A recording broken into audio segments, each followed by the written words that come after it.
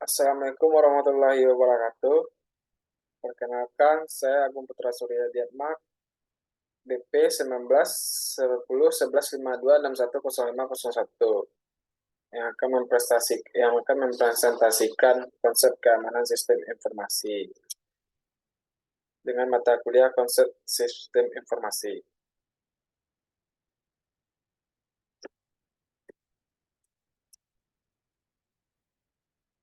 Latar belakang. Keamanan sistem informasi pada saat ini telah banyak dibangun oleh para kelompok analis dan programmer, namun pada akhirnya ditinggalkan oleh para pemakainya. Hal tersebut terjadi karena sistem yang dibangun lebih berorientasi pada pembuatnya sehingga berakibat sistem yang dipakai sulit digunakan atau kurang user-friendly bagi pemakai. Sistem kurang interaktif dan kurang memberi rasa nyaman bagi pemakai. Sistem sulit dipahami interface dari sistem menu dan tata letak kurang memperhatikan kebiasaan perilaku pemakai. Sistem dirasa memaksa bagi pemakai dalam mengikuti prosedur yang dibangun sehingga sistem terasa kaku dan kurang dirames. Keamanan dari sistem informasi yang dibangun tidak terjamin. Hal-hal yang disebut di atas dapat disimpulkan bahwa dalam membangun sebuah keamanan sistem informasi harus memiliki orientasi yang berbasis perspektif bagi pemakai, bukan menjadi penghalang atau bahkan mempersulit dalam proses transaksi dan eksplorasi dalam pengambilan keputusan. Terdapat banyak cara dan mengamankan data maupun informasi pada sebuah sistem. Pengamanan data dapat dibagi menjadi dua jenis, yaitu pencegahan dan pengobatan. Pencegahan dilakukan supaya data tidak rusak, hilang, dan dicuri. Sementara pengobatan dilakukan apabila data sudah terkena virus, sistem terkena worm, dan lubang keamanan sudah dieksploitasi. Keamanan sebuah informasi merupakan suatu hal yang harus diperhatikan. Masalah tersebut penting karena jika sebuah informasi dapat diakses oleh orang yang tidak berhak atau tidak bertanggung jawab, maka keakuratan informasi tersebut akan diragukan. Bahkan akan menjadi sebuah informasi yang menyesatkan.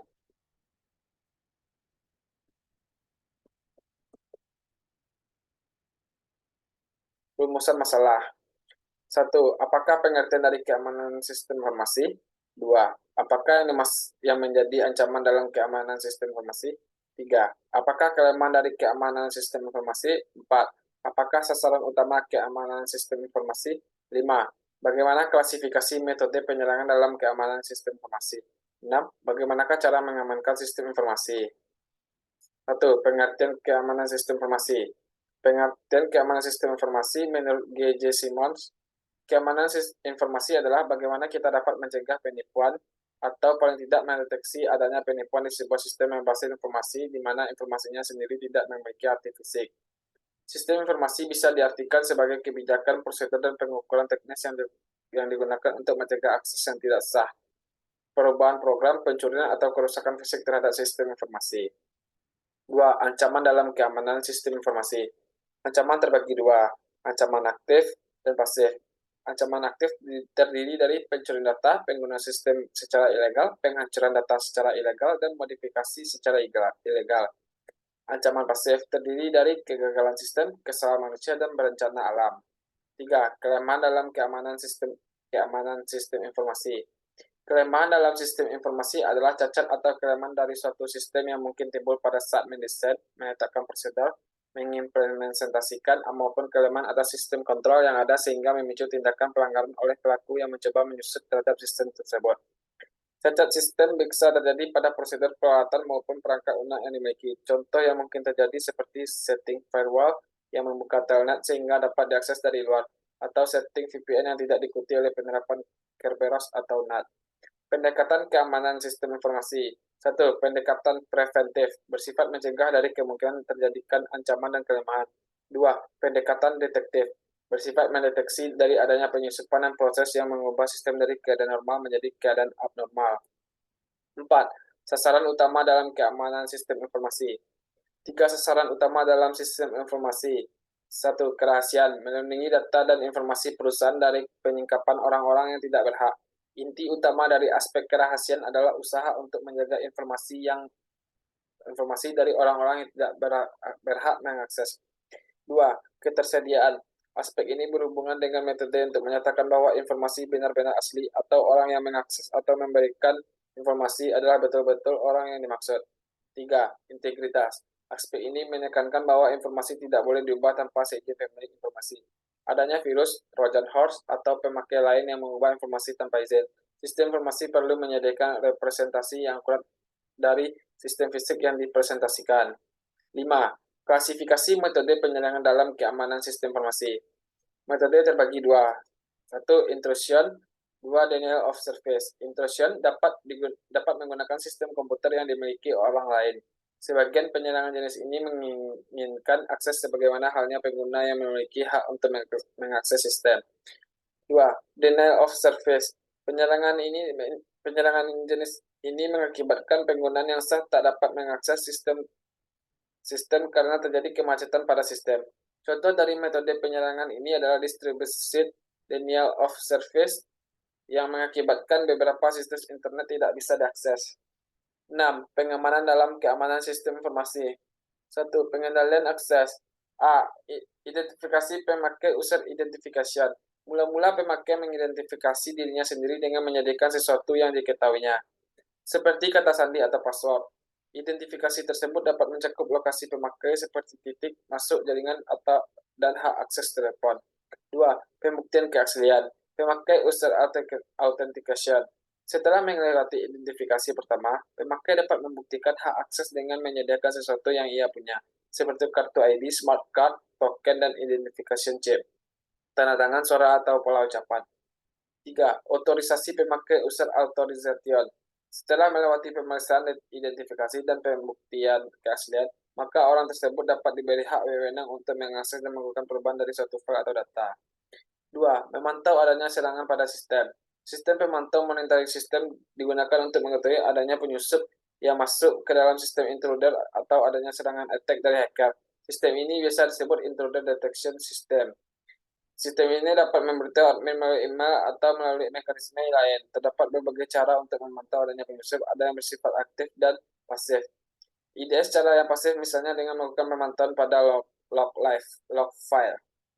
Berbagai macam software IDS antara lain yaitu Autobus, mendeteksi port scanning dengan melakukan pemantauan pada log file. B. Port blocker, memblok port tertentu terhadap serangan. Biasanya untuk melakukan port block memerlukan software tertentu, seperti NIN, X, atau sejenisnya. 3. C. Courtney dan Port Sentry, mendeteksi port scanning dengan melakukan pemantauan paket data yang sedang lewat. 4. Node, mendeteksi pola pada paket data yang lewat dan mengirimkan instruksi siaga jika pola tersebut terdeteksi. Pola disimpan dalam berkas yang disebut library yang dapat dikonfigurasi sesuai dengan kebutuhan. 3. Penggunaan enkripsi. Data-data yang dikirimkan diubah sedemikian rupa sehingga tidak mudah diketahui oleh orang tidak berhak. Ada 3 kategori enkripsi yaitu 1. Enkripsi rahasia, publik, dan fungsi one way. Enkripsi rahasia terdapat sebuah kunci yang dapat digunakan untuk mengenkripsi dan mendeskripsi data-data.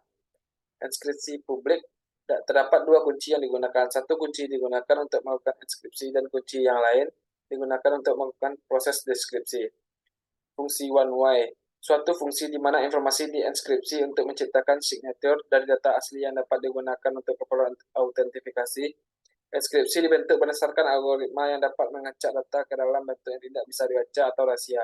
Sedangkan deskripsi dibentuk berdasarkan algoritma yang sama untuk mengembalikan data yang teracak menjadi bentuk asli atau dapat dibaca. Ada beberapa metode enkripsi. 1. DES, yaitu Data Encryption Standard, merupakan nama dari sebuah algoritma untuk mengenkripsi data yang dikeluarkan oleh Federal Information Processing Standard (FIPS) Amerika Serikat. DES memiliki blok kunci 64 bit, tetapi yang digunakan dalam proses eksekusi adalah 54 bit. Algoritma enkripsi ini termasuk algoritma yang tidak mudah untuk diterobos.